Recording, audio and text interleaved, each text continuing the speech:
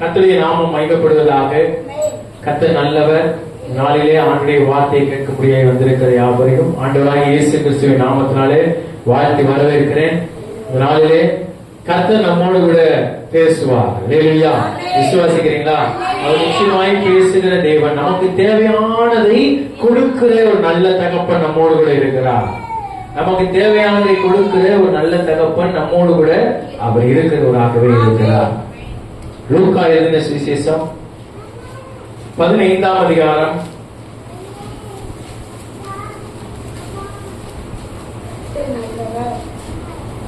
11வது வசனம்.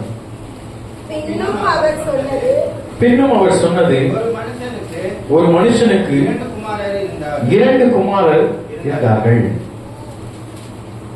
12 அவர்களில் இளையவன் தகப்பனை நோக்கி, தகப்பனே, ஆஸ்தியில் எனக்கு வரும் பங்கை எனக்கு தர வேண்டும் என்றான்.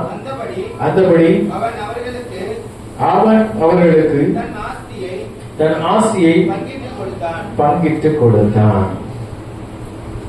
அல்லேலூயா. இந்த சம்பவம் எல்லாருக்குமே தெரியும். எல்லாருக்குமே நல்லா தெரியும். நான் விசுவாசிக்கிறேன். இது தெரியாதவங்க ஒருத்தர் கூட என்ன செய்ய முடியாது, இருக்க முடியாது. சண்டே கிளாஸ் பிள்ளைய கேட்டா கூட தெரியும். கெட்ட குமாரன் கதை என்று சொல்லுவார்கள், அல்லது இளைய குமாரன் கதை என்று சொல்லி சொல்லுவார்கள். தகப்பனுடைய பிள்ளை கதை என்று சொல்லி, ஓமை என்று சொல்லி அநேக காரியங்களை நாம் தியானித்திருக்கிறோம், வாசித்திருக்கிறோம், அதை நாம் உட்கொண்டிருக்கிறோம். இந்த நாளில இந்த வேத பகுதியின் மூலமாக ஆண்டவர் நமக்கு சில காரியங்களை கற்றுக் கொடுக்க விரும்புகிறார். நாம் ஜெப சிந்தையோடு கூட ஆண்டவருடைய வார்த்தையை நாம் கவனமாய் கவனிப்போம். ஆண்டவராகிய இயேசு கிறிஸ்து சொல்லுகிற ஒரு காரியம், ஒரு கிராமத்துல ஒரு மனுஷனுக்கு 2 குமாரர்கள் இருந்தாங்க. ஒரு மனுஷன் இருக்கிறார், அவருக்கு 2 குமாரர்கள் இருக்கிறார்கள். 2 பிள்ளைய, ஒரு அப்பா, மூத்த மகன், இளைய மகன், 2 பேர் இருக்கிறாங்க. அந்த 2 பேர் இருக்கிற சமயத்துல 2 பிள்ளைகளையும் ஒரு தகப்பன் எப்பொழுதும் ஒரே போலதான் என்ன செய்வாங்க, நடத்துவாங்க, பார்ப்பாங்க. இப்படி இந்த தகப்பன் 2 பேரை ஒரே போல பார்த்து கொண்டிருக்கிற இந்த சூழ்நிலையில திடீரென்று ஒரு நாள் அந்த இளைய மகன் வருகிறான். எந்த மகன் வரலாம்? இளைய மகன். ஒரு அப்பாவுக்கு 2 பையங்க, மூத்தவன், இளையவன். இந்த இளையவன் அப்பாட்ட வந்து சொல்லுகிற காரியத்தை நம்ம இப்ப வாசிச்சோம். சில நாளைக்கு பின்பு இளைய மகன் எல்லாவற்றையும் சேர்த்து கொண்டு தூர தேசத்துக்கு புறப்பட்டான். அவங்க அப்பாட்ட வந்து கேட்கிறான், என் சொத்தை என்ன செய்யுங்க, பிரிச்சு கொடுங்க, பிரிச்சு கொடுங்க அப்படின்னு சொல்லி. ஏன் என்று சொன்னால், அவனுக்கு அங்க இருப்பது அசௌகரியமாக இருக்கிறது. காரணம், உடைய தகப்பனார் ஒரு லிமிட் வச்சிருக்கிறார். என்ன லிமிட் வச்சிருப்பாங்க? இப்ப அப்பாவும் அம்மாவும், அம்மா ஒரு 10,000 ரூபாய் கொடுமா, ஒரு டூருக்கு போறேன் அப்படின்னு சொன்னா உடனே பிள்ளைகளுக்கு தூக்கி கொடுத்துருவா, என்ன செய்ய மாட்டோம், கொடு, 10,000 ரூபாய் உனக்கு எதுக்கு டூருக்கு, ஒரு 500 ரூபாய் கொண்டு போ, அவ்வளவுதான் அப்படின்னு சொல்லி சொல்லுவோம். அப்போ தகப்பன் கைக்குள்ளாக அடங்கி இருக்கும் பொழுது ஒரு லிமிட் இருக்குது. ஒரு என்ன இருக்குது, ஒரு லிமிட் இருக்குது. அடங்கி இருக்கிற ஒரு சூழ்நிலை இருக்குது. இந்த இளைய குமாரனுக்கு அடங்கி இருக்கிறது பிடிக்கல. புரியுதா உங்களுக்கு? இன்றைக்கு கர்த்தர் சொல்லுகிறார், என்னுடைய பலத்த கரத்திற்குள் அடங்கியிருங்கள், ஏற்ற காலத்திலே நான் உங்களை உயர்த்துவேன். ஏற்ற காலத்திலே நான் உங்களை உயர்த்தும்படிக்கு என்னுடைய பலத்த கரத்திற்குள்ள நீ அடங்கி இருந்தா ஒன்னு நான் உயர்த்துவேன் ஆண்டவர் சொல்லுகிறார். இன்றைக்கு இந்த இளைய குமாரனை போல ஆண்டவருடைய கரத்திற்குள்ள அடங்கி இல்லாம, ஆண்டவரே எனக்கு இதை செஞ்சிருங்க, நான் உங்களை தேடுறேன், எனக்கு இதை செய்யுங்க, நான் உங்கள்கிட்ட வாரேன், இது மட்டும் நடக்கட்டும், நான் பாத்துக்கிறேன் அப்படின்னு சொல்லி ஒரு ஒரு வைராக்கியத்தோடு அநேகர் வாழ்த்து கொண்டிருக்கிறார்கள். இந்த வார்த்தை கேட்கிற நாம், ஆண்டவர் இன்றைக்கு நமக்கு உணர்த்துகிறது, அந்த இளைய குமாரனை போல ஒரு சிந்தை நமக்குள்ளாக என்ன செய்யக்கூடாது, வரக்கூடாது. ஆண்டவருடைய ஆலயத்துக்கு போய் என்னத்தை பண்ணோம்? அந்த இளைய குமாரனுக்கு என்னன்னா, எங்க அப்பா வீட்டுல இருந்து என்னத்தை பார்த்தோம், எங்க அப்பா எப்ப பார்த்தாலும் நைகிட்டே இருக்காரு, அதை செய்யாத, இதை செய்யாத, அங்க போகாத, இதை பார்க்காத, அதை பண்ணாத, எதையாவது ஒண்ணு சொல்லிக்கிட்டே இருக்கிறார், கண்ட்ரோல் பண்ணியே வச்சிருக்கிறாருன்னு சொல்லி இந்த இளையகுமாரனுக்கு தகப்பனோடு இருக்கிறதும் தகப்பன் வீட்டுல இருக்கிறதும் பிடிக்கல. இன்றைக்கு அநேகருக்கு தகப்பனோடு இருக்கிறதும் தகப்பன் வீட்டுல இருக்கிறதும் பிடிக்கல. நான் சொல்லுவது ஆண்டவராகிய இயேசு கிறிஸ்துவினுடைய ஆலயத்தை குறித்து சொல்லுகிறேன். ஆண்டவர் சொல்லுகிறார், என்னுடைய ஆலயத்தை குறித்த பக்தி வைராக்கியம் என்று சொல்லி ஆலயத்தை குறித்ததான பக்தி வைராக்கியம் இன்றைக்கு அனைவருக்கு இல்ல. அப்பா வீட்டுல இருக்கணும், ஆலயத்தில் அடங்கி இருக்கணும், ஆலயத்துக்கு போக வேண்டும், ஆண்டவர் சொல்லுவதை கேட்க வேண்டும், இயேசுப்பா சொல்றபடிதான் நான் வாழ்வேன் என்று சொல்லி தன்னை அடக்கி ஒப்பு கொடுப்பதற்கு மனம் இல்லாமல் இந்த இளையகுமாரன் செய்தது போல இன்றைக்கு அநேகர் செய்து கொண்டிருக்கிறார்கள். இந்த வார்த்தை கேட்கிற நாம் ஒரு நாளும் அப்பா சமூகத்தை விட்டு வெளியேறுவதற்கு முடிவெடுக்க கூடாது. அல்லேலூயா. சர்ச்சுக்கு போய் என்னத்தை கண்டோம், ஜெபம் பண்ணி என்னத்தை கண்டோம், ஆண்டவருக்கு கொடுத்து என்ன நடந்துச்சு, எனக்கு சூழ்நிலை கஷ்டமா தான் இருக்குது, பேசாம இங்க இருந்து என்ன செஞ்சிடலாம், போயிடலாம் அப்படின்னு சொல்லி ஒரு எண்ணம் வருகிறதா? இன்றைக்கு ஆண்டவர் உங்களோடு கூட தான் பேசுகிறார். அப்படிப்பட்ட ஒரு எண்ணத்தை நாம் மாற்ற வேண்டும் என்று சொல்லி ஆவியானவர் உணர்த்துகிறார். அல்லேலூயா. இப்படிப்பட்ட எண்ணம் இந்த இளையகுமாரனுக்கு வருது. ரெண்டு மயக்கம் இருக்கு. அதுல யாருக்கு வருது? இளையகுமாரனுக்கு வருது. வந்த பையன் அப்பாட்ட போய் சொன்னா, சொத்தை பிரிச்சிருக்கேன். ஆண்டவர் சொல்லுகிறார், தனக்கு தானே பிரிந்திருக்கிற எந்த ராஜ்யமும் நிலை இருக்க மாட்டாது. ஒரு விஷயம், ஒரு காரியம் ஒன்னா இருக்கிற வரை நன்மையா இருக்கும். எப்பொழுது அது பிரிக்கப்படுகிறதோ அது நன்மையா இருக்காது. இன்றைக்கு பிரிந்து போய் விடலாம் என்று சொல்லி இந்த வார்த்தையை கேட்கிற உங்களோடு தான் கர்த்தர் பேசுகிறார். பிரிகிறது தேவனுடைய சித்தம் அல்ல. அவர் இணைத்ததை மனுஷன் பிரிக்காதிருக்க கடவன். அல்லேலூயா. இந்த வார்த்தை உங்களோடு கூட இடைப்பட்டுக் கொண்டிருக்கிறது. இந்த வார்த்தை கேட்கிற நம்மோடு கூட ஆவியானவர் பேசிக் கொண்டிருக்கிறார். ஆசியை பிரித்து கொடுக்க சொல்லி இளையகுமாரன் பேசுகிறார். இன்றைக்கு எதை பிரிக்க சொல்லி, எதை பிரித்து விடலாம் அல்லது பிரித்து போய் விடலாம் என்று சொல்லி இந்த வார்த்தையை கேட்கிறோம். ஆண்டு சொல்கிறார், பிரிவது தேவனுடைய சித்தம் அல்ல, இணைப்பது தேவனுடைய சித்தம். அல்லேலூயா. உங்களை என்னையும் அவரோடு கூட என்ன செய்திருக்கிறார், இணைத்திருக்கிறார். இந்த இளையகுமாரன் ஆசியில பாதியை கொடுங்க, நான் என்ன செய்யறேன், போயிடுறேன் அப்படின்னு சொல்லி பிரிச்சு வாங்கிட்டார். பங்கிட்டு கொடுத்துட்டாரு. அவங்க அப்பாவும் என்ன செஞ்சிட்டாரு, பங்கிட்டு குடிச்சிட்டாரு. கொடுத்த அந்த வாங்கின அந்த இளையகுமாரன் 13வது வாசிங்க வசனம். எல்லாவற்றையும் சேர்த்துக்கொண்டு எல்லாவற்றையும் சேர்த்துக்கொண்டு தனக்கு இருக்கிற எல்லாத்தையும் தூக்கிட்டாரு. இப்போ ஒரு பிள்ளை எங்கேயாவது போகணும் அப்படி சொல்ல எல்லாத்தையும் சேர்த்துக்குவோம். அப்படிதான் வீட்டுல இருக்கிற, நான் ஒரு பெல்ட் வச்சிருந்தேங்க, என் கையில ஒரு வாட்ச் வச்சிருந்தேங்க, என் செல்போன் சார்ஜருங்க, எல்லாத்தையும் எழுதி நான் ஊருக்கு போறேன், எல்லாத்தையும் என்ன செஞ்சுட்டான், சேர்த்துட்டான். சொத்து பத்திரத்தையும் எடுத்தாச்சு, பணத்தை எடுத்தாச்சு, தனக்குரிய எல்லாவற்றையும் சேர்த்துட்டு பெட்டி படுக்கலாம் எடுத்துட்டு தலைவர் என்ன செஞ்சுட்டாரு, கிளம்பிட்டார். தூர தேசத்துக்கு போகிறார். சேர்த்து கொண்டு தூர தேசத்துக்கு புறப்பட்டான். அவர் எந்த தேசத்துக்கு போறாரு, இங்க இருந்து பக்கத்துல ஒரு ஊர் இருக்கும். அப்படித்தானே, ஒவ்வொருத்தர் இருக்கிற ஏரியாவுக்கு பக்கத்துல இருக்கும். தெற்கதாங்க பக்கம், ஒரு 2 கிலோமீட்டர், ஒரு 5 கிலோமீட்டர் அப்படின்னு சொல்றது ஒரு பக்கம்.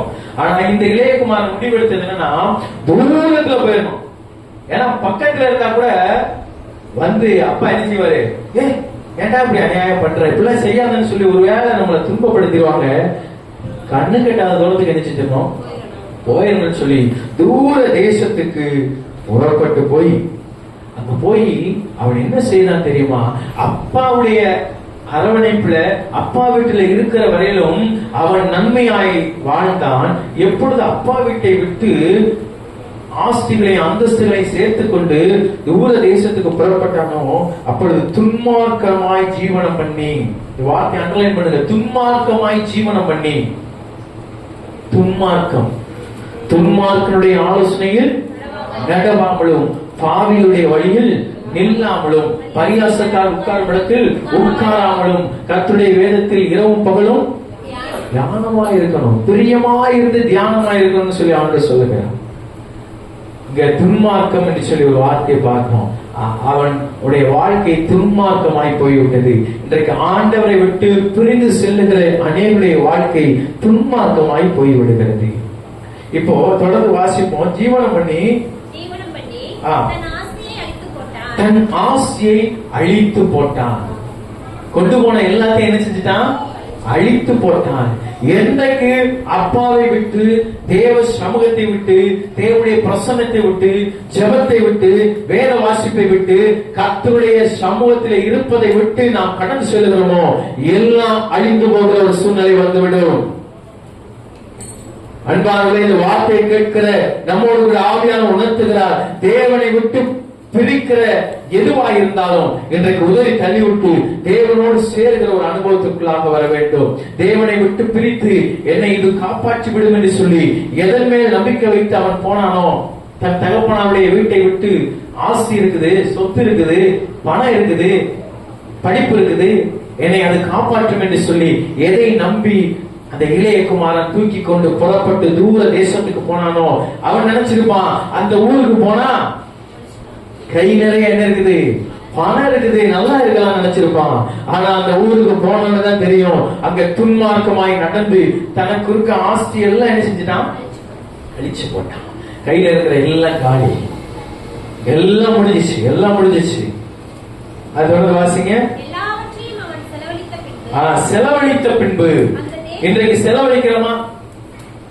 புரியுதா உங்களுக்கு? செலவழித்த பின்பு என்று சொல்லி ஒரு வார்த்தை இருக்குது. பெரும்பாலுள்ள ஸ்திரியை குறித்து நான் பார்க்கிறோம், அவர் தனக்குள்ள ஆசையெல்லாம் செலவழிச்சிட்டா. எங்க செலவழிச்சிட்டா? ஆஸ்பத்திரியில செலவழிச்சிட்டா. இந்த வார்த்தையை கேட்கிற அன்பானவர்களே, ஆவியான உணர்த்துகிற வார்த்தை இன்றைக்கு செலவழித்துக் கொண்டிருக்கிற உங்களுக்கு ஆண்டவர் சொல்லுகிறார், என்னிடத்திலே வருவாய் என்று சொன்னால் இந்த செலவழிக்கிற காரியங்களை நான் மாற்றி அதை திருப்ப வல்லமுள்ளவராய் இருக்கிறேன். தனக்கு இருக்கிற ஆசையெல்லாம் செலவழிச்சுட்டான். காரணம் அப்பா கூட இல்ல, யார் கூடயோ இருக்கிறான். இன்றைக்கு அப்பாவோடு இல்லாமல் வேறு ஏதோ ஒரு உறவோடு, வேறு பணத்தோடு, பதவியோடு, அந்தஸ்தோடு, பிசாசுடைய கிரியைகளோடு கூட இருப்போம் என்று சொன்னால் ஆண்டவர் உங்களை அன்போடு அழைக்கிறார்.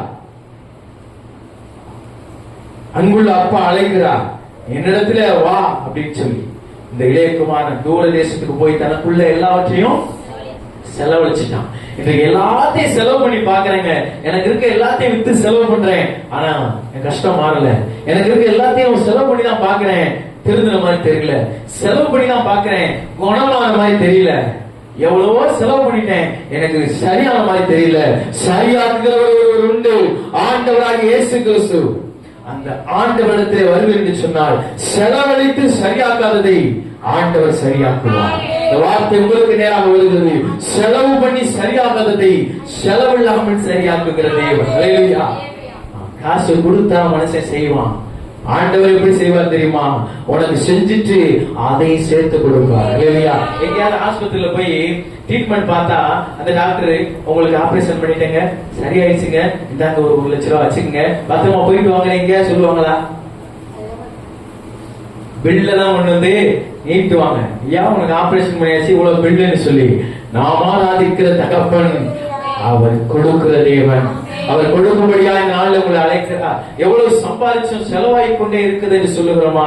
செலவாகிற ஒரு சூழ்நிலை ஏன் வருது அப்படின்னா, அப்பா வீட்டுல அதிக நேரம் இல்ல, தூர தேசத்துல அதிக நேரம் இருக்கிறோம். ஹல்லேலூயா.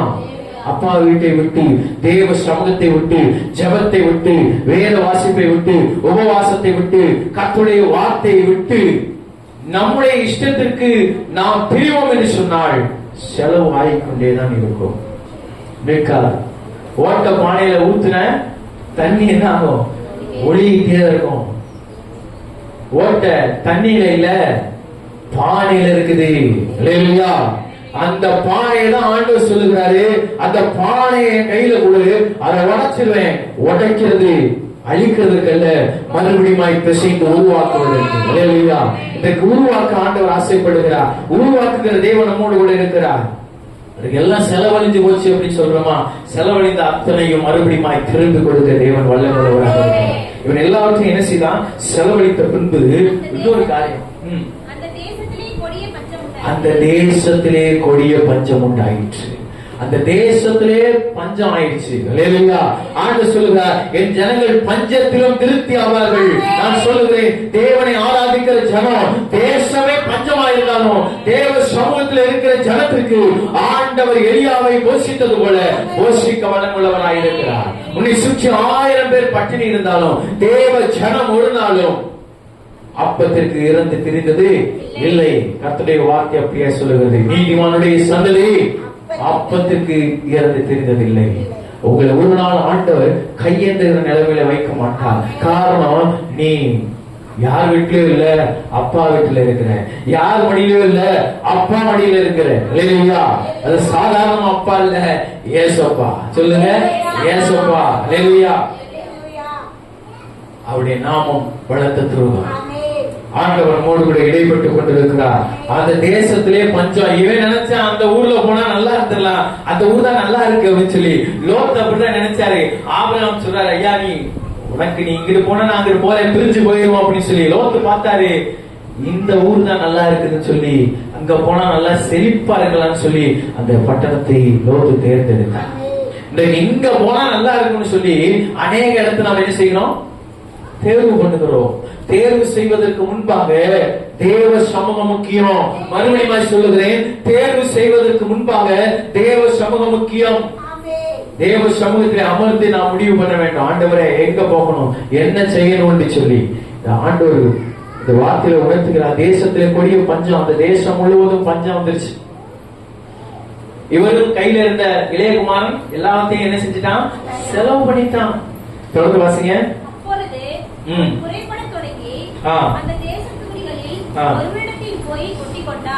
ஒருவனிடத்துல போய் ஒட்டி கொண்டான். யார்கிட்டயாவது அண்டிங் ஆயிட்டான், யார்கிட்டயாவது என்ன செஞ்சுட்டான், ஒட்டி கொண்டான். அவனுக்கு ஒத்தாசைக்கு யாருமே இல்ல. யாரிடத்திலாவது ஒட்டி கொண்டிருக்கிற ஒரு சூழ்நிலை என்ன செய்தது, வந்து விட்டது. அவன் போய் அந்த தேசத்துல ஒருவரிடத்துல போய் ஒட்டி கொண்டான். ஏன்னா சாப்பாட்டுக்கு வழி இல்லாத ஒரு நிலைமை, கையில இருக்கலாம் செலவு இருந்து போச்சு. அப்பாட்ட இருந்து வாங்கிட்டு வந்த சொத்து பத்திரம்லாம் சரியா போச்சு, எல்லாமே போயிடுச்சு. இப்ப போய் ஒருத்தட்ட போய், ஐயா உங்க வீட்டுல ஒரு ஓரமா தங்கிக்கிறேயா, ஐயா எனக்கு ஏதாவது கொஞ்சம் இடம் கொடுங்கன்னு சொல்லி ஒட்டி கொண்டான். அந்த குடியானவன் அவன் பார்த்தான், பன்னி மேய்க்க ஆள் இல்லாம அவன் தெரிஞ்சிருக்கான். யாரு, அந்த ஒரு மனுஷன் பன்னி மேய்க்கிறதுக்கு ஆள் தேடிட்டே இருந்திருக்கான். பாருங்க, இப்போ நான் சொன்னேன், பிசாசு நிறைய வேலைக்கு ஆள் தேடிட்டே இருக்கான். பிசாசு புரியுதா நான் சொல்றது, நிறைய வேலைக்கு ஆள் தேடிட்டே இருக்கான். சினிமா பார்க்க ஆள் தேவை, அவனுக்கு சீரியல் பார்க்க ஆள் தேவை, விபச்சாரம் பண்ண ஆள் தேவை. தெரியுமா உங்களுக்கு, நடு ரோட்ல விபச்சாரம் நடக்குது. வெளிநாடுகள்ல பப்ளிக்கா அநேக காரியங்கள் நடந்து கொண்டிருக்கிறது. அவன் பிசாசுக்கு ஆள் தேவை, விபச்சாரம் பண்ண ஆள் தேவை, கொலை பண்ண ஆள் தேவை, விரோதத்தை தூண்டிவிட ஆள் தேவை, காரியங்களை செய்வதற்கு பிசாசானுக்கு ஆள் தேவை. இவனுக்கு பண்ணி வைக்க ஒரு ஆள் தேவை. பாத்துக்கிறேங்க, இப்ப அப்பா சமூகத்தை விட்டு போன அவனுக்கு கடைசியில என்ன நிலைமை, பண்ணி மேய்க்கிற நிலைமை.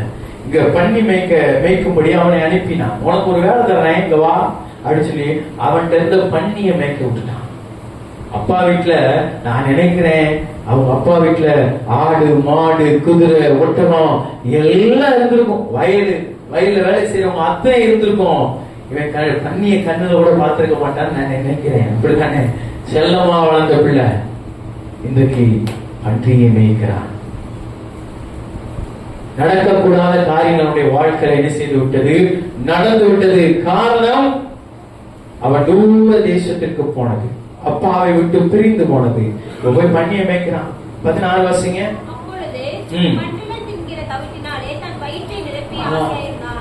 அங்க தேசத்துல பஞ்சம், அதனால சரியான சாப்பாடு இல்ல. அப்ப எங்க யாருக்குமே சாப்பாடு இல்லாத சூழ்நிலையில பன்றிகள் தின்கிற தவிட்டினாலே தன் வயிற்றை நிரப்ப ஆசையா இருந்தான். பண்ணி திங்குதுன்னா அதுல போய் அதுல கொஞ்சம் எடுத்து திங்கிற ஒரு நிலைமை.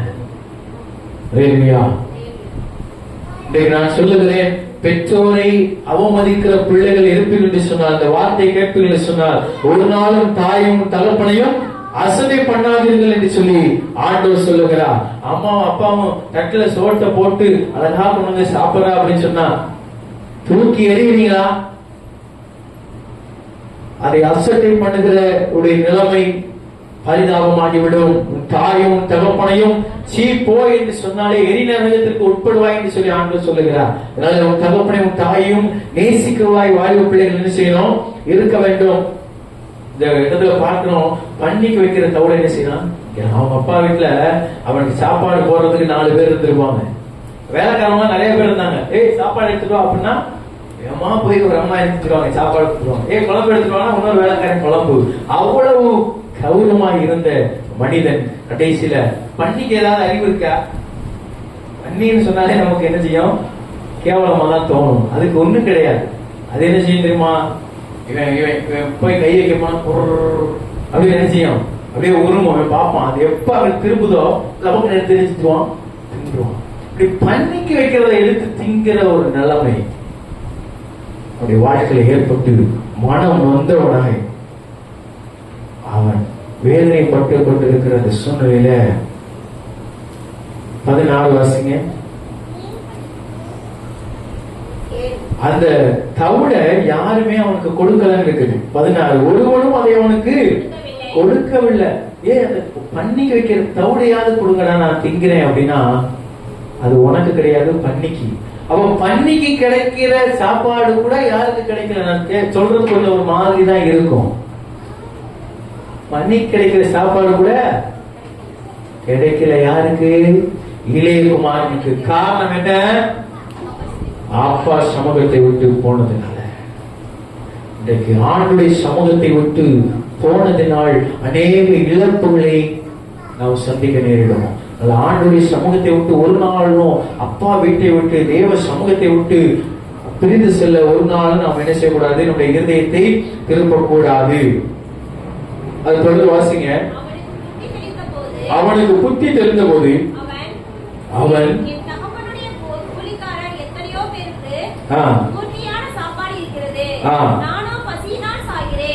அவனுக்கு புத்தி வந்துருச்சு.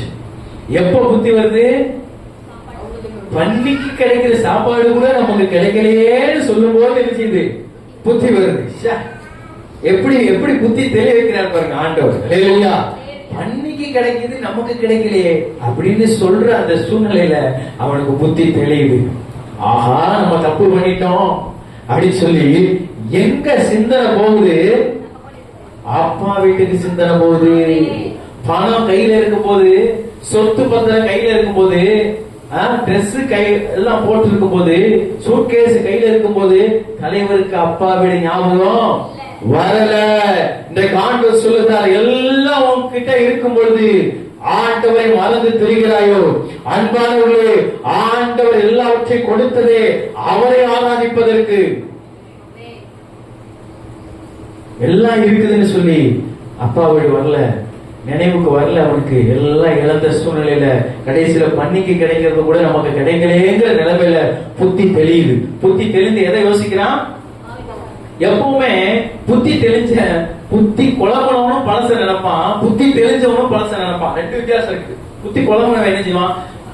அது இருந்தா நல்லா இருந்திருக்கும், இது இருந்தா நல்லா இருந்திருக்கும், அவளை கட்டினா நல்லா இருந்திருக்கும், அதை வாங்கினா நல்லா இருந்திருக்கும் சொல்லி பழையவைகளையே நினைத்து நினைத்து நினைத்து கவலைப்பட்டு கலங்கி போவான். புத்தி தெளிந்தவனும் நான் இப்படி பாவம் செய்து விட்டேன், இனி நான் இதை செய்ய மாட்டேன் என்று சொல்லி ஒரு தீர்மானத்தை எடுப்பான். ரெண்டு புத்தி தெளிகிறது இருக்கு. இப்ப இது புத்தி தெளிந்த ஒரு காரியத்துல தகப்பன வீட்டை நினைக்கிறேன். எங்க அப்பா வீட்டுல நிறைய வேலைக்காரங்க இருக்காங்க. வேலைக்காரங்களே என்ன செய்வாங்க? பிரியாணி சாப்பிடுவாங்க, நல்ல நல்ல சாப்பாடா சாப்பிடுவாங்க வேலை பார்க்கிறவங்களே. நான் ஒரு பிள்ளை, எனக்கு இப்படிப்பட்ட ஒரு நிலைமை வந்துருச்சேன்னு சொல்லி என் தகப்பனுடைய கூலிக்காக எத்தனையோ பேருக்கு பூர்த்தியான சாப்பாடு இருக்குது, நானும் பசியினால் சாகுறேன். அவன் உயிரோட தான் இருக்கிறான், ஆனா ஒவ்வொரு நாளும் செத்துக்கிட்டே இருக்கிறான். தெரியல உங்களுக்கு? இன்றைக்கு அநேகம் சொல்லலாம் உயிரோட இருக்க போல தெரியுது, ஆனா ஒவ்வொரு நாளும் செத்து செத்து பிழைக்கிறேன்னு சொல்லி சொல்லிக் கொண்டிருக்கிறோமா? ஆண்டவர் சொல்லுங்க, என்னுடைய சமூகத்தில் நீ வருவாய் என்று சொன்னால் மரித்தாலும் பிழைப்பான். ஏலியா, என்னை விசுவாசிக்கிறவன் மரித்தாலும் பிழைப்பான் என்று கர்த்தர் சொல்லுகிறார். இன்னைக்கு அப்படிப்பட்ட சூழ்நிலையை சாகிறேன் என்று சொல்லி நான் எழுந்து என் தகப்பன் இடத்திற்கு போய் எழுந்து எந்திரிக்கிறான். இருக்கிற இடத்தை விட்டு எந்திரிக்கிறான். பண்ணி மேய்க்கிற இடத்தை விட்டு என்ன செஞ்சுட்டான்? எழுந்து விட்டான். எனக்கு ஆண்டவர் சொல்கிறார், எழுந்து பிரகாசி, இதோ உன் ஒளி வந்தது. எழும்பு சீயோனே, எழும்பு எஸ்தரே, எழும்பு சிம்சோனே, எழும்பு தாவீதே, எழும்பு. ஒவ்வொருவரும் எழும்ப வேண்டும். எதற்காக எழுப்பணும்?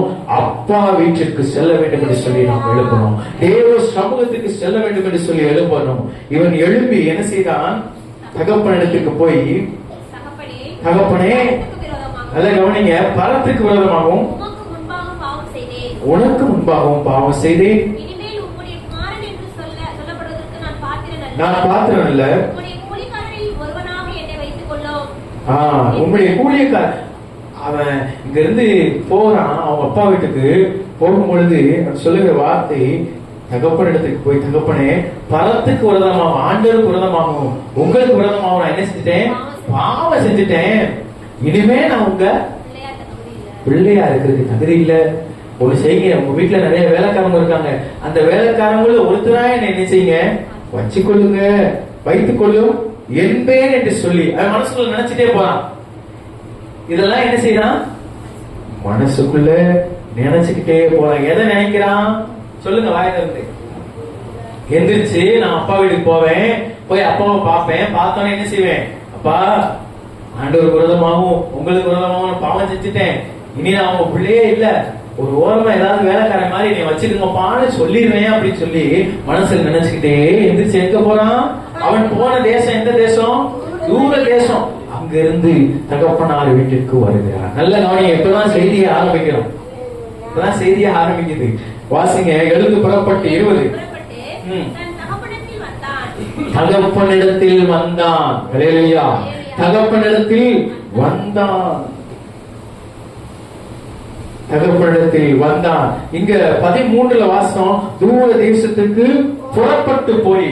புறப்பட்டு போனவன் புறப்பட்டு போகும்போது இருந்த நிலைமையில வரல, வேற நிலைமையில திரும்பி வருகிறான். ஹல்லேலூயா. தகப்பனிடத்திற்கு திரும்பி வருகிறான். தகப்பனிடத்திற்கு திரும்பி வருகிறான். இன்றைக்கு ஆண்டவரிடத்திலே திரும்பி வரும்படி நம்மை ஆண்டவர் அழைக்கிறார். எந்த ஒரு காரியத்துல தேவனுக்கு விரோதமாய் நாம் இருக்கிறோமோ, தேவனுக்கு விரோதமான பாவத்துல இருக்கிறோமா, ஆண்டவரே இந்த பாவம் இது உங்களுக்கு பிடிக்காத ஆண்டவரே, ஆனா நான் இதை செய்யறேன்னு சொல்லி ஒருவேளை இந்த வார்த்தையை கேட்கிறோமா, ஆண்டவர் சொல்லுகிறார், நீ என்னிடத்துல திரும்பி வா. ஹல்லேலூயா.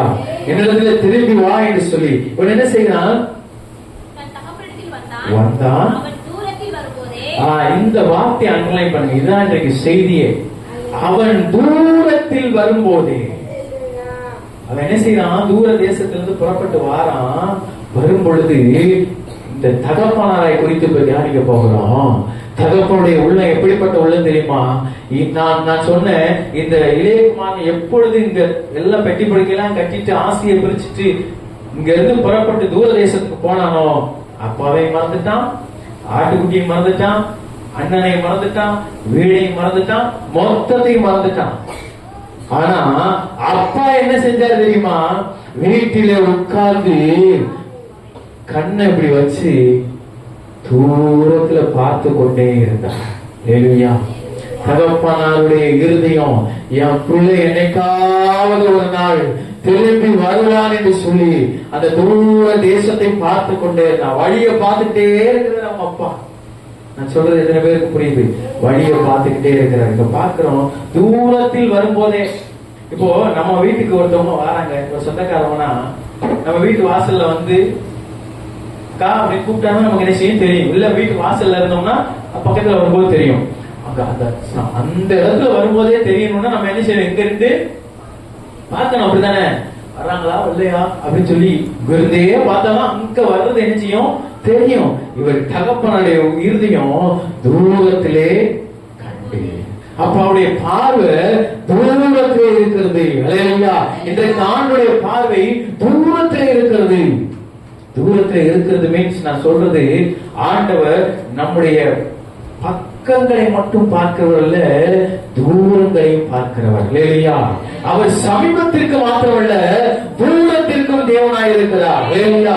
அவர் சமீபத்திற்கு மாத்திரமல்ல, தூரத்திற்கும் தேவனாய் இருக்கிறார். நீ தூரத்திலே வடித்த கண்ணீரும் அவருக்கு தெரியும். நீ தூரத்திலே செய்த பாவமும் அவருக்கு தெரியும். நீ தூரத்திலே அவருடைய சமூகத்திலே வடித்த குமுறல்கள், புலம்பல்கள் எல்லாவற்றையும் அவர் அறிந்தவராக இருக்கிறார். ஹல்லேலூயா. தூரத்திலே அவர் பார்த்து கொண்டே இருக்கிறார். அவர் தகப்பனுடைய இருதயம் எப்படி இருக்கு தெரியுமா? என் மகன் எல்லாத்தையும் எடுத்துட்டு போயிட்டான், ஆனா எடுத்துட்டு போனவே என்ன நினைக்காம இருக்கலாம், ஆனா நான் என்ன செய்கிறேன்? என் பிள்ளையை நினைச்சிட்டே இருக்கிறேன். பிள்ளையை நினைக்காத ஒரு தாய் தகப்பன்மார் இருக்க முடியாது. ஆண்டவர் சொல்லுகிறார், உன் தாய் உன்னை மறந்தாலும் நான் உன்னை மறப்பதில்லை என்று சொல்லி, அந்த தாயும் தகப்பனும் மறந்திருந்தாலும் இன்றைக்கு நல்ல தகப்பன் சொல்லுகிறார், நான் உன்னை மறப்பதில்லை என்று சொல்லி. அந்த தகப்பனுக்கு ஒப்பமையாக இந்த ஓமை ஆண்டவர் சொல்லுகிறார். அந்த தகப்பனார் என்ன செய்கிறார்? தூரத்தை பார்த்து கொண்டிருக்கிறார். தூரத்தில் வர்றதை பார்க்கிறார். பார்த்து இன்றைக்கு ஆண்டவர் நம்மளே என்ன செய்கிறாரு? தூரத்திலே பார்த்து அறிந்திருக்கிறார். நம்மளெல்லாம் ரொம்ப ரொம்ப பரிசுத்தவான் நீங்கெல்லாம் நம்மளாம் ரொம்ப பரிசுத்தமான ஆண்டவர் நம்மளை கூப்பிட்டு தெரிந்து கொள்ளப்பட்டவாய் அவரை ஆராதிக்கிற ஜனமாய் வைக்கல. அவர் எப்ப பார்த்தாரு தெரியுமா? உங்களை என்னையும் தூரத்துல இருக்கும்போது பார்த்துட்டாரு. தூரத்துல இருக்கும்போது அறிகிறா. எப்படி ஒரு தாய் தகவலுடைய இருதயம் பிள்ளை எங்க இருந்தாலும் இருதயம் யோசிச்சுக்கிட்டே இருக்கும். என் பிள்ளை என்ன பண்றானோ, சாப்பிட்டானோ, தூங்குறானோ, வந்தானோ, எழுப்புறானோ, வலிக்குதோ சொல்லி உள்ளம் இயங்குகிறதை விட 1000 மடங்கு. என்று சொன்னால் அவர் இரக்கத்தில் ஐஸ்வர்யம் உள்ளவர். எல்லாரும் எதுலயோ ஐஸ்வர்யத்தை வச்சிருக்கலாம் அந்த உலகத்துல. எனக்கு தெரிந்த ஒருவர் உண்டு, அவர் ஆண்டவராகிய இயேசு கிறிஸ்து. அவர் இரக்கத்தில் ஐஸ்வர்யம் உள்ளவர். இரக்கம், அவருடைய இரக்கத்திற்கு அளவே இல்லை. இந்த இரக்கமானவர் பார்த்து கொண்டே இருக்கிறார். என் மகன் யாரும் எங்க போய் இருப்பானோ, என்ன செய்கிறானோ, அழுகிறானோ, சாப்பிட்டானோ, குளித்தானோ, தூங்குனானோ சொல்லி அந்த வாசலையே பார்த்து கொண்டிருக்கிறார். அல்லேலூயா. இன்றைக்கு உங்களை என்னையும் ஆண்டவர் அப்படிப்பட்ட ஒரு குழியிலிருந்து எழுத்திருக்கிறார். தூரத்திலே இருக்கும்போது நாத்தான்களை குறித்து சொல்லப்பட்டிருக்கிறது. யோவான் 1:48 வாசிக்கிறவனை குறித்து வச்சுக்கோங்க. 1:48 வசனத்துல நாத்தான் வேலை குறித்து சொல்லப்பட்டிருக்கிறது. நீ அத்தி மரத்தின் கீழே உட்கார்ந்து இருக்கும் போதே உன்னை நான் பார்த்துட்டேன் அப்படிங்கிறார். அல்லேலூயா. ஆண்டவரே, என்னை பத்தி உங்களுக்கு எப்படி தெரியும் ஆண்டவரே? இப்பதான் பாக்குறீங்க அப்படின்னு சொல்லி அவர் சொல்லும் போது, நீங்க பக்கத்துல வந்தனால, நீ என் பக்கத்துல நிக்கிறனால ஒண்ணு எனக்கு தெரியாது, நீ அங்க உட்கார்ந்து இருந்த பாரு, அப்பவே எனக்கு தெரியும் ஆண்டவர் சொல்லுகிறார். அல்லேலூயா. இந்த வார்த்தையை கேட்கிற உங்களோட என்னோட ஆண்டவர் சொல்லுகிறார், நீ அந்த இடத்துல அந்த குழியில இருந்த பாத்தியா, அப்பவே ஆண்டவருக்கு தெரியும். இத்தனை பேருக்கு நான் சொல்றது புரியுது? அந்த பாவத்துல இருந்த பொழுது என் தேவனுக்கு உன்னை தெரியும். தூரத்துல இருக்கும் பொழுது உன்னை ஆண்டவருக்கு தெரியும். அவர் காத்து கொண்டே இருந்தார். எப்பொழுது என் மகன் இடத்திலே வருவான், எப்பொழுது என் சமூகத்திலே வந்து முழங்கால் படியிடுவான், எப்பொழுது கரங்களை விரித்து கண்களின் கண்ணீரோடு ஆண்டவரே என்று சொல்லி என்னை கூப்பிடுவான் என்று சொல்லி ஒரு தகப்பன் வாசற்படியிலே காத்துக் கொண்டிருக்கிறது போல உங்களை என்னை அழைத்த தேவன் காத்துக் கொண்டிருந்தார். அல்லேலூயா. இந்த வார்த்தை கேட்கிற யாவரோட ஆண்டு சொல்லுகிறது, இன்றைக்கும் அதே இயேசு காத்துக் கொண்டிருக்கிறார். என்னிடத்திலே வருகிறவர்களை நான் புறம்பே தள்ளுவதில்லை என்று சொல்லி அந்த பையன் ஓடி வரான். இவர் தூரத்துல பார்த்துட்டு அந்த பையன் இப்ப நமக்கு சொல்ற புரியுற மாதிரி சொன்னா முதல் ஸ்டாப் கிட்ட வாரான்னு வைங்களேன். இவர் ரோட்ல நின்று பாக்குறாரு அப்படின்னா வாசிங்க. அவனை கண்டு மனதுருகி ஓடி. ஓடுறது யாரு? புரியுதா உங்களுக்கு? மகன் நடந்து வரான், அப்பா ஓடி வராரு. அல்லேலூயா, அல்லேலூயா. அப்பா ஓடி போய் தூக்குறாருங்க. ஒரு பிள்ளை விழுந்துருச்சுன்னா ஓடி போய் தூக்குறது தாய் தகப்பனமா தான் இருப்பான். அல்லேலூயா. உங்களை என்னை ஓடி வந்து தூக்குகிறார்.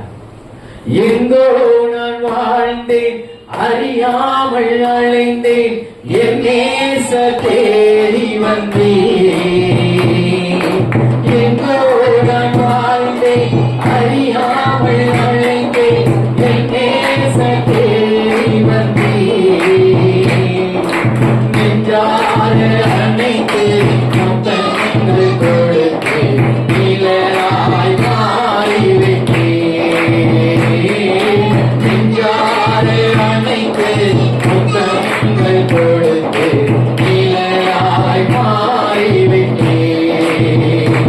எங்கள் அப்பா பிதாவே, அன்பான தேவா, அருமை இரட்சகரே, ஆவியானவரே. எங்கள் அப்பா பிதாவே, அன்பான தேவா, அருமை இரட்சகரே, ஆவியானவரே. அநேகருடைய உள்ளத்திலே ஆண்டவர் பேசிக் கொண்டிருக்கிறார். அந்த பாவ சேற்றிலே, அந்த அறையிலே, அந்த இடத்திலே, அந்த ஸ்தலத்திலே நாம் பாவத்திலே இருந்த பொழுதும் ஆண்டவர் நம்மை தேடிக் கொண்டிருந்தார். என் மகன், என் மகள் எப்பொழுது என்னிடத்திலே வருவாள் என்று சொல்லி இன்றைக்கும் அதே தேவன் நம்மை ஆவலோடு அழைக்கிறார். ஒருவேளை பாவ சேற்றிலே இருப்போம் என்று சொன்னால் இந்த வார்த்தை நம்மை தேற்றுகிறதா இருக்கிறது, நம்மை அழைக்கிறதா இருக்கிறது. அந்த இளையகுமாரன் ஆண்டவரிடத்தில் ஓடி வந்தது போல இளையகுமாரன் ஓடி வந்தாரா? அப்பா ஓடி வந்தார். அல்லேலூயா.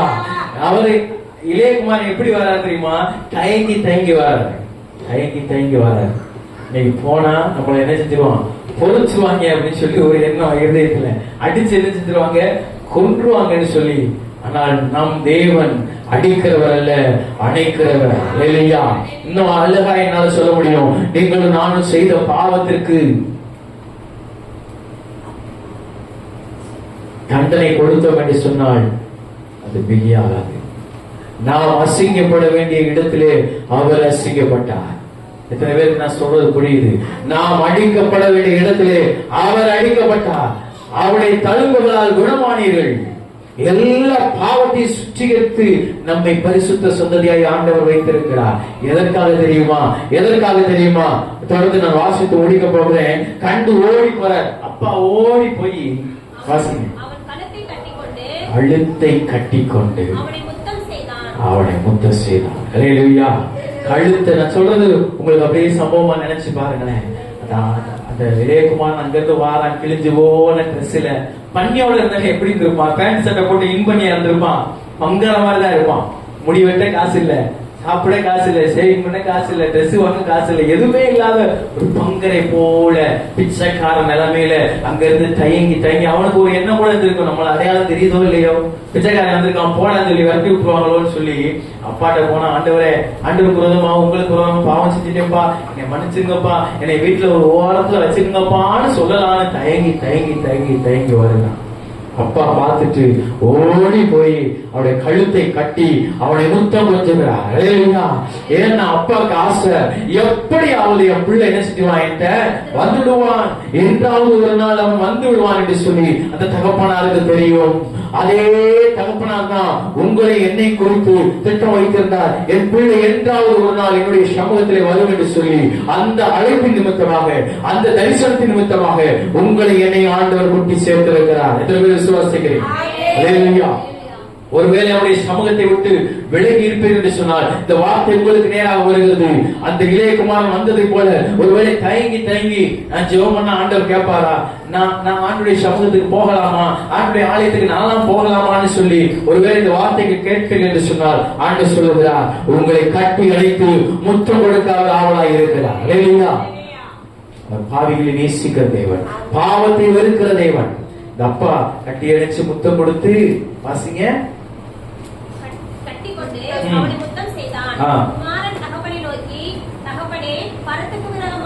பரத்துக்கு விரோதமாகவும் உமக்கு முன்பாகவும்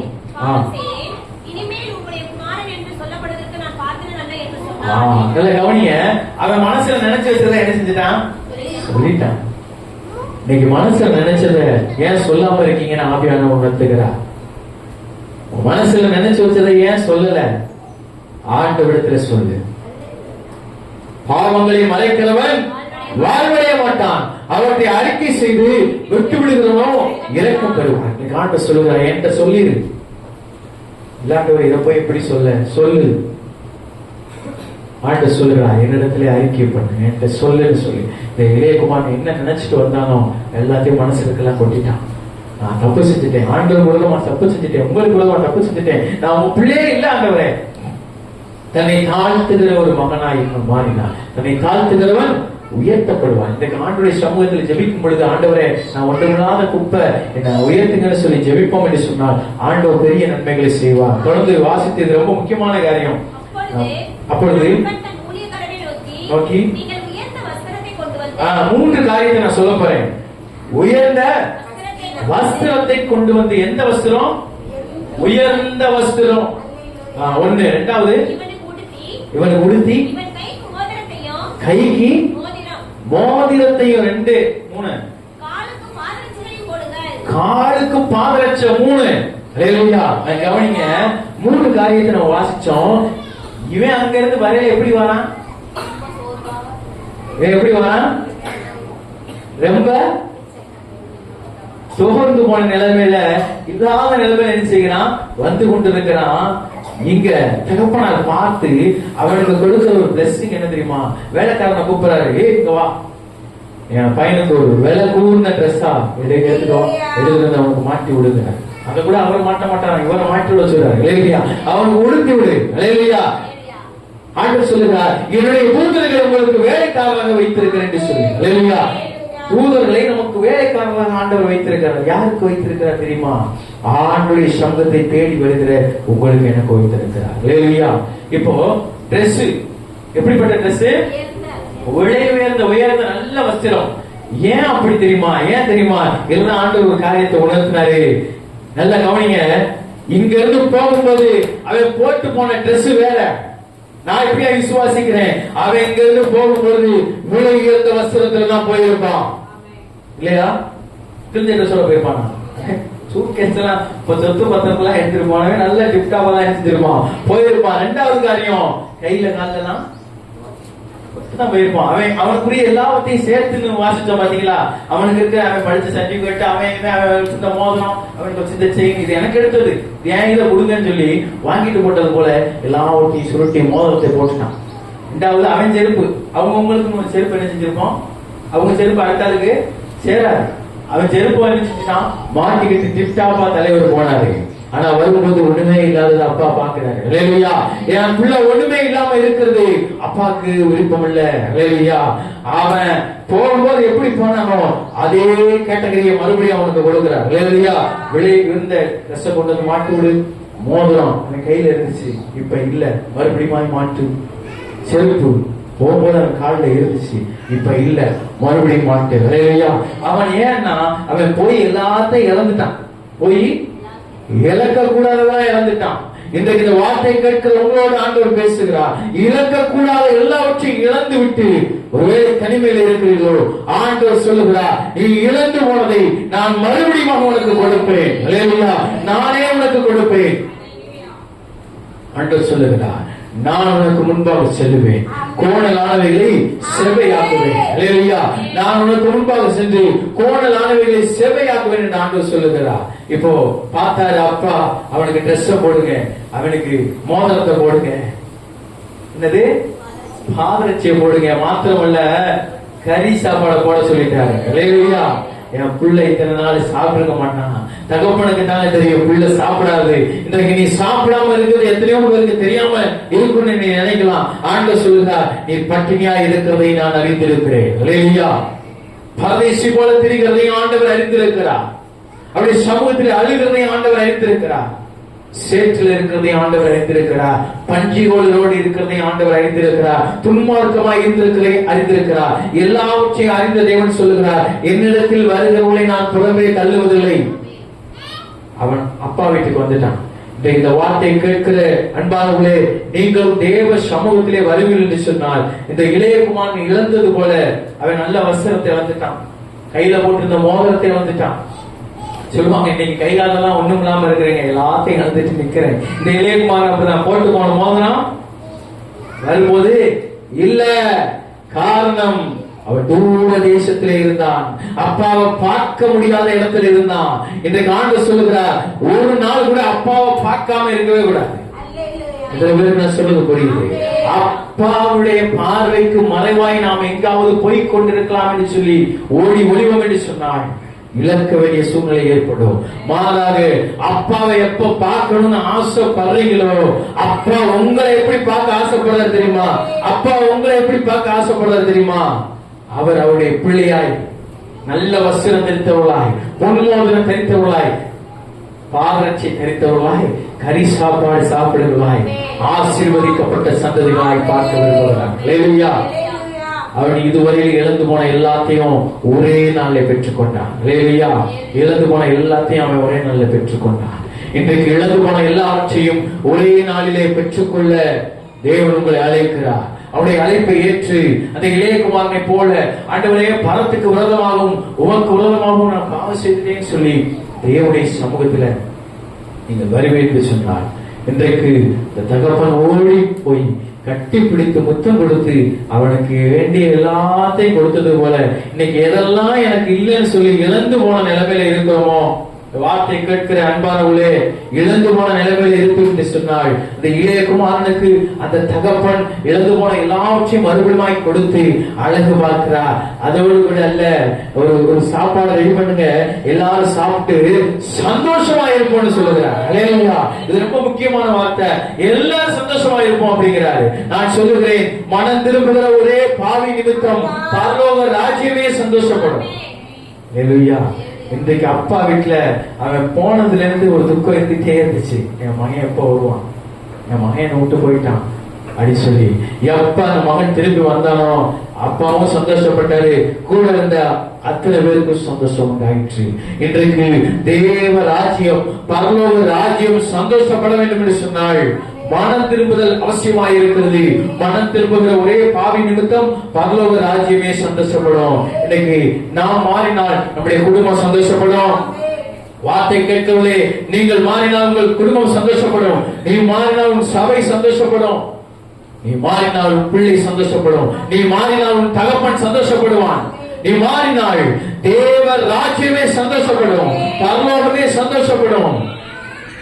அப்படிப்பட்ட ஒரு மாற்றத்தை ஆண்டவர் உங்களுக்கு கொடுக்க விரும்புகிறார். ஆண்டவர் அன்போடு அழைக்கிறார். ஆண்டவர் அன்போடு அழைக்கிறார். அவருடைய அழைப்பை ஏற்று இன்றைக்கு ஆண்டுடைய சமூகத்தில் ஒப்பு கொடுத்து ஜெபிப்பீர்கள் என்று சொன்னால், ஆண்டவரே நான் செய்த எல்லா காரியங்களையும் மன்னித்து நான் இழந்து போன நிலைமையில ஒருவேளை இளையகுமாரனை போல நான் நிற்கிறேன்னு சொல்லி ஒருவேளை இருப்போம் என்று சொன்னால், இந்த நாளிலே இழந்து போன அத்தனையும் ஒரே நாளிலே அவனுக்கு கொடுத்தது போல இன்றைக்கு நமக்கு கொடுக்க ஆவியானவர் நம்மோடு இருக்கிறார். கண்களை மூடி நாம் ஜெபிப்போம், ஒப்பு கொடுத்து ஜெபிப்போம். எங்களை நேசிக்கிற அன்பின் பிதாவே, உம்மை நன்றியோடு துதிக்கிறோம், உம்மை ஸ்தோத்திரிக்கிறோம். அப்பா, எங்களை தூரத்திலே அறிகிற தேவன், தூரத்திலே வரும் பொழுது இளையகுமாரனை கண்டு ஓடி கட்டி அணைத்த வார்த்தையை நாங்கள் வாசித்தோமே. தூரத்திலே இருந்த பொழுது, அத்தி மரத்தின் கீழே இருக்கும் பொழுதே நான் உன்னை கண்டேன் சொன்னேன். அப்பா, அப்பா, காட்டுத்தி மரத்திலே கீழே இருக்கும் பொழுது கண்ட தேவன். அப்பா, நீர் எங்களை காண்கிற தேவன், ஆகாரை கண்ட தேவன், நீர் எங்களை காண்கிற தேவன். அப்பா, இன்றைக்கு வாழ்க்கையை ஒப்பு கொடுக்கணும். உம்மிடத்திலே எங்களுடைய வாழ்க்கையை ஒப்பு கொடுக்கிறோம். இந்த இளையகுமாரன் வந்தது போல ஆண்டவரே, நான் மனம் மாறி உங்களிடத்துல வருகிறேன். நான் உங்களுடைய சமூகத்துல வருகிறேன். ஒவ்வொரு நாளும் உங்களை பார்த்துக்கிட்டே இருக்கணும்னு சொல்லி யார் யாருடைய சமூகத்துல ஒப்பு கொடுக்கிறாங்களோ வாழ்க்கையில இன்றைக்கு இழந்து போன காரியங்கள் எல்லாம் மறுபடியும் பெறப்படட்டும். இயேசுவின் நாமத்தினாலே மாற வேண்டிய காரியங்கள் மாறட்டும். உயர்வுகள் உண்டாகட்டும், மேன்மைகள் உண்டாகட்டும், ரட்சிப்பு உண்டாகட்டும். இதிலும் பெரிதானவைகளை காண்பாய் என்று சொன்ன தேவன் ஒரு பெரிய மகிமையை காண செய்யும். சகல துதி கன மகிமை எல்லாவற்றும் ஒருவருக்கே செலுத்தி மீட்பது ரட்சகருமாய் இருக்கிற இயேசு கிறிஸ்துவின் இனிய நாமத்தில் ஜெபிக்கிறோம் ஜீவனுள்ள நல்ல பிதாவே. ஆமென். ஆமென்.